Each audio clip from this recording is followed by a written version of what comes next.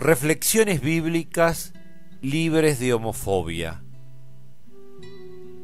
Hoy, sobre el libro de Jeremías, capítulo 14, versículos 7 al 10.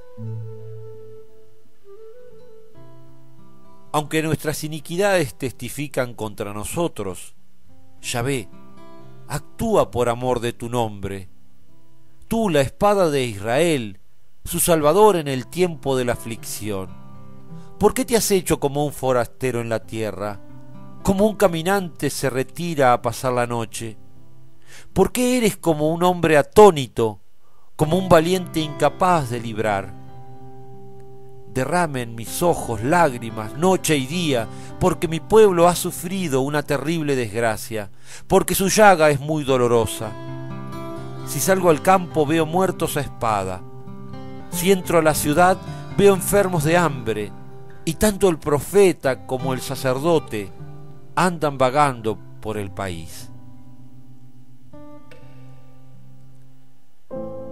¿Cuánto nos cuesta aprender a vivir bien? Muchas veces necesitamos pasar por el dolor, la soledad, la pérdida. Necesitamos la sequía para valorar el agua en su verdadera dimensión. Pareciera que fuese condición perderlo todo para volver a empezar, para entablar un nuevo diálogo desde la confianza.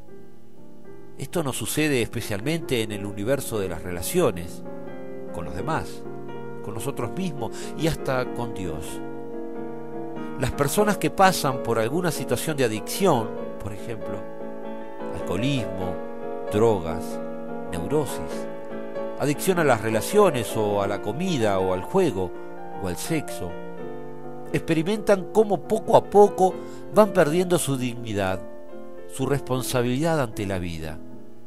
Lenta y progresivamente pierden amigos, familias, trabajos, pierden su dinero, sus cosas, pierden la serenidad y la alegría en una frenética carrera tras el objeto adictivo.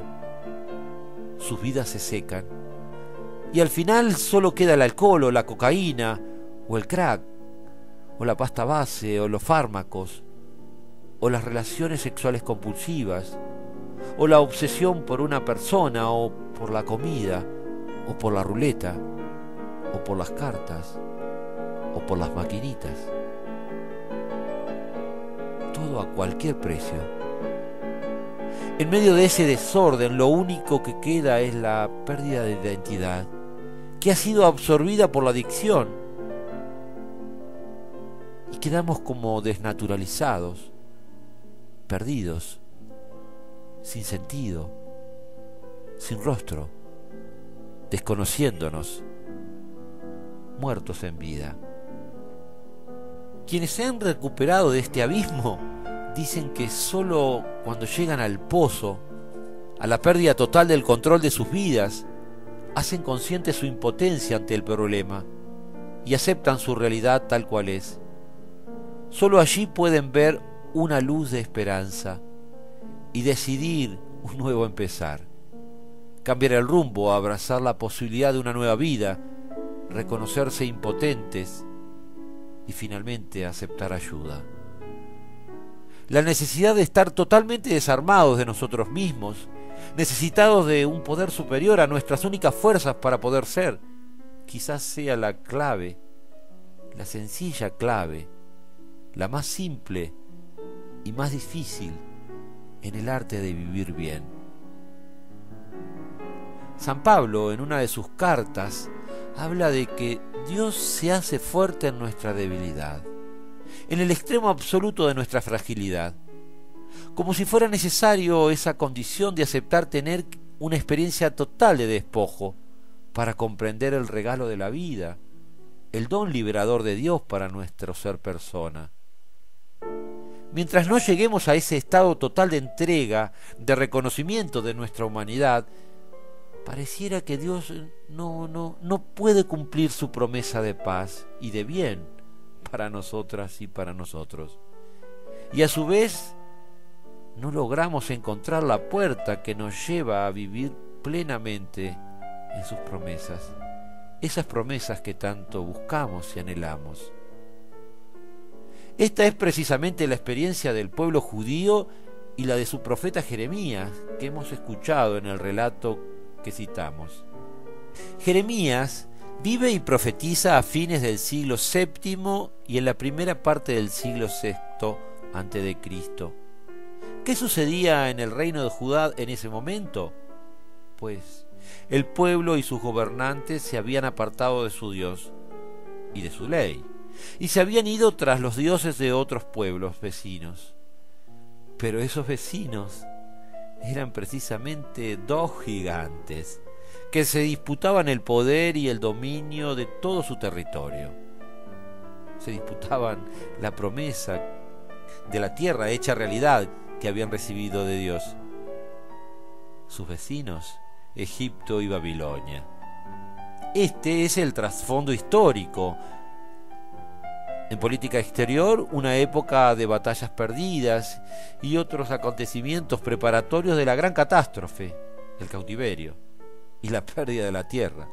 En la vida interna del pueblo, una época de infructuosos intentos de reforma y la aparición de partidos fanáticos, tales como los que generalmente acompañan los últimos días de un reino en decadencia, lo que les hace perder la identidad religiosa. Mientras los reyes del Nilo y del Éufrates se alternaban para dominar el reino de Judá, los dirigentes de la nación, reyes y sacerdotes, se implicaban cada vez más en los planes de los partidos y se alejaban cada vez más de los planes de Dios. Exaltados por los políticos, el pueblo fue olvidando su fidelidad a Yahvé, que los liberó de la esclavitud, y también olvidando el pacto de amor que les había dado como ley para vivir en las promesas de tierra, de abundancia, de bendición. Y en ese proceso fueron entregando su libertad, su confianza, su identidad, a los espejismos de colores de la inmediatez insaciable del poder que disputaban. Muy parecido a lo que sucede con las adicciones. Muy parecido. En ese contexto, el profeta clama a Dios, apela a su amor, intenta restablecer el vínculo con la fuente de vida que los puede liberar de tanta pérdida, como una reserva moral, una reserva de esperanza y de vida, como esa voz interna que a pesar de la adversidad nosotros tampoco perdemos en situaciones críticas extremas. Y lo hace a pesar de la adversidad y de la incomprensión e intolerancia de sus compatriotas, que se imponían a gritos con sus eslogans trasnochados de decadentes costos. Efectivamente, el profeta estaba solo y aislado. Muchas veces nuestra voz interior queda solas en medio de nuestra locura y desesperación, pero no se pierde. Cuando una desgracia grande afecta a un país, a una familia, incluso a nosotros mismos, es una reacción muy común buscar culpables. La culpa es de, la culpa la tiene aquel o aquella. Otra actitud también común, evitar las responsabilidades para evadir los cambios y el compromiso que eso nos exige. El texto de Jeremías, en medio de esta coyuntura, clama a Dios, vuelve a la fuente, vuelve al principio, para reencontrar en él las respuestas a la identidad perdida, a la dignidad mancillada, a la responsabilidad corrompida por el poder y la ambición. Porque solo encuentra extravío, vacío, pérdida a su alrededor. Por eso apela a la bondad y al amor de Dios, a pesar de la capacidad de su pueblo para destruirse a sí mismo. Tan parecido a nosotros.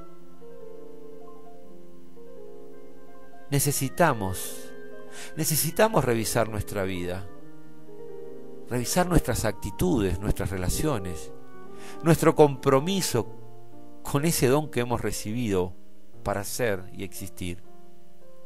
Necesitamos revisarnos en la justicia, revisar nuestra sensibilidad ante la realidad del otro, y también nuestra capacidad para amar como respuesta y soluciones a los desafíos. Necesitamos apelar a ese Jeremías que hay dentro nuestro para que clame por nosotros lo que no podemos resolver solos, fundados en nuestros razonamientos exclusivamente o convicciones. Necesitamos ese Jeremías que nos ayude a superar los viejos hábitos adquiridos que nos separan cada vez más del bien. Necesitamos clamar y volver a confiar, rendirnos, entregar nuestra vida y nuestra recuperación a Dios, ese poder superior a nosotros mismos que nos puede devolver el sano juicio, la fuerza para cambiar, la luz para ver nuestro camino de libertad. Rendirnos y confiar. Rendirnos y confiar. ¿Estamos en tiempo de sequía? ¿Qué cosas hemos perdido en el camino? ¿A causa de qué? ¿Nos está faltando el agua de la vida? ¿Nos hemos ido tras algún ídolo al que le estemos rindiendo culto a costa de nuestra dignidad, de nuestro ser, de nuestra capacidad para sensibilizarnos, para amar y para vivir plenamente? ¿Ego? ¿Envidia? ¿Hedonismo? ¿Miedo? ¿Resentimiento? ¿Apatía? ¿Baja autoestima? ¿Qué? ¿Qué hemos perdido? ¿Cuál es nuestra sequía? ¿Acaso hay entre estos ídolos a los que le rendimos cultos el consumo, la belleza, la inmediatez? ¿Acaso hay alguno capaz de hacer llover el agua de la vida? Esa que sacia nuestra necesidad de paz, de bien. ¿Acaso darán lluvia a los cielos que nos permitan resurgir y brotar? Siempre creemos, siempre confiamos en algo. ¿En qué estás creyendo tú? ¿En dónde depositas tu confianza? ¿A qué valor se la entregas? Ojalá podamos reconocer con humildad nuestra fragilidad, nuestra debilidad, nuestra necesidad de ser ayudados y confiemos. Ojalá dejemos a Dios, ese Dios de amor, ser Dios de amor en nuestra vida. Ojalá que no creamos tanto en la sequía de nuestra tierra como en el agua de su amor, que nos pueda hacer resurgir como tierra fértil y fecunda. Soy el reverendo Fernando Frontán, pastor en las iglesias de la Comunidad Metropolitana, y desde aquí, desde Montevideo, Uruguay, mi abrazo de paz y de bien para ti, allí donde te encuentres.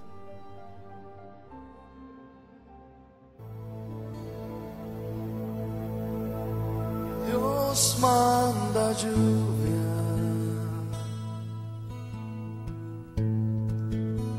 derrama de tu espíritu, desciende hoy tu fuego, sana mis heridas, restáurame, Señor.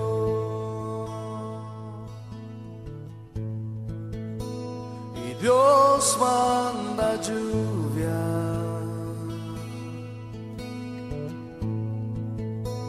derrama de tu espíritu, desciende hoy tu fuego, sana mis heridas, restáurame, Señor. Quisiera que nos dirijas. manda la lluvia, el rocío de tu amor, llenando las vidas de tu pueblo hoy, Señor.